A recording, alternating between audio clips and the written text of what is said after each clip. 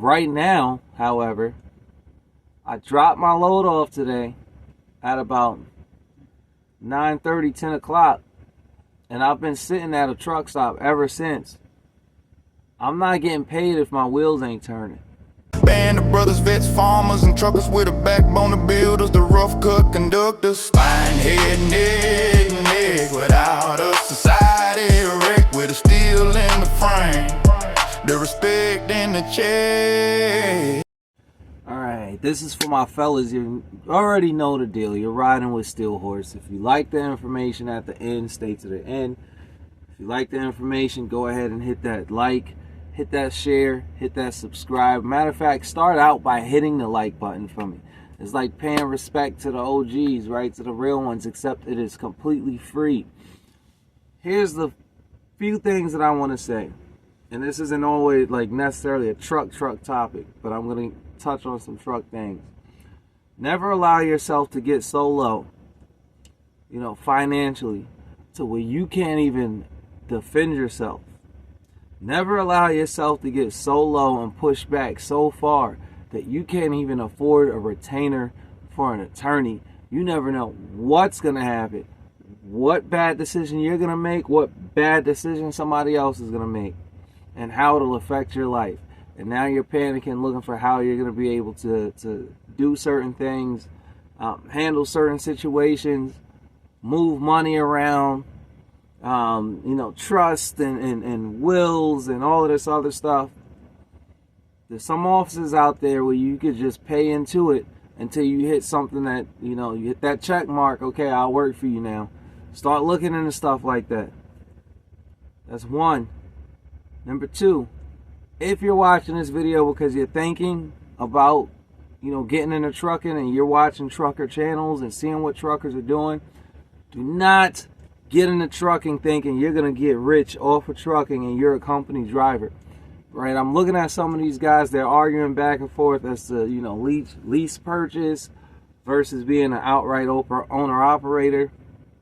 If you're coming into trucking and you're a company driver, you are going to have to be a workhorse to really bring that money in. I would only do it, if you like it. I love the road. I love being on the road. I love seeing the sights that I get to see, interacting with different people. If you saw my short earlier, I was out there putting my equipment away because I do flatbed next to a bull.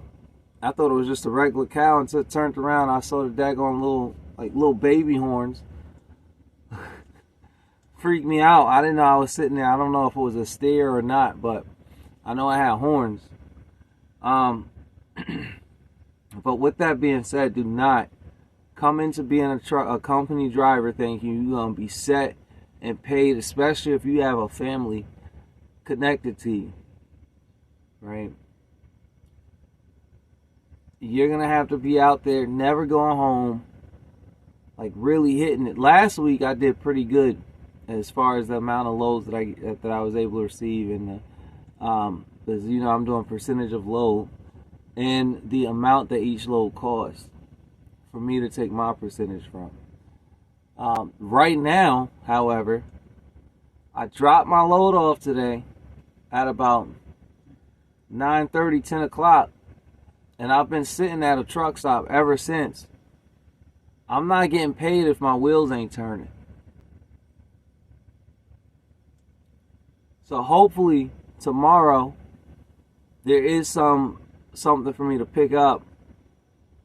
But then it's also a short week because the holidays are coming up. So I may only have one load for the week. I only take home a percentage of that. That load could have been $800. And because of the percentage, I could be taking home $220. So come next Friday, my check could only be $220. That's to put it in perspective for you guys who are coming in thinking you're going to make money off of being a company driver. And you have holidays, and depending on how your company runs the holidays and stuff like that, it can get right rough out here. You get, breakdowns. We're supposed to get breakdown pay. Some of my breakdowns, I didn't see breakdown pay. And some of them were short enough to where I was only getting $50. Now I get a $600 load going up toward, say, Madill, Oklahoma or something like that. I'm driving 5 hours to bring home $100-something from that. $50 from the previous day or the previous 2 days, that's another $100. And I only get 2 loads for the week, or maybe 3. So now I have a $600 paycheck. These are things that you have to consider when you're coming on to these companies. That was just a few words of wisdom that I wanted to put out there for some of you guys that are really, really looking and wanting to hear about it. But when it's on, when it's great, it's great. When it's springtime and you're, the flatbed companies and construction is hitting and you're hauling all of this stuff, you've got, from roofing shingles to the like cell phone tower parts and electric grid parts and refractories and different types of bricks and pipes and all of this stuff, and you're getting $1,200, $1,300 loads, $1,400 loads in the summertime. When it's good, it's good. It can hit. But when it's down, trust me, it's gonna be down, and you're gonna feel it, and it's gonna hurt. A lot of this stuff is very built off of what the economy is doing at the time, and a lot of it can be very seasonal. You got weather you got to deal with. You got to consider that too. Half of the country right now is hot. The other half is covered under snow and ice right now. Some of it is thawing out. So those guys will start being able to move. You're going to have times in the springtime. If you're in Dixie Alley or you're in Tornado Alley, you're going to see the sky changing from daylight to nighttime at noon. And you got severe thunderstorms running through, and you got to make a decision whether you're going to pull over. Is this tornado weather or is this just rain?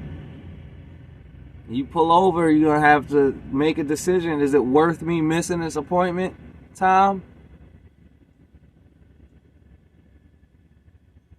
How safe do I feel like being right now? How many loads am I going to be able to pull in? It's all decisions you're going to have to make. So I'm at 7 minutes and something seconds, so I'm not going to hold y'all too long. Hit that like, hit that share, hit that subscribe, hit the little bell icon. Help my channel grow. Help it grow. Let's go. Let's go. Let's make the Steel Horse family. Let's make it a Steel Horse movement. I do have things that I want to implement when it comes to blue-collar workers.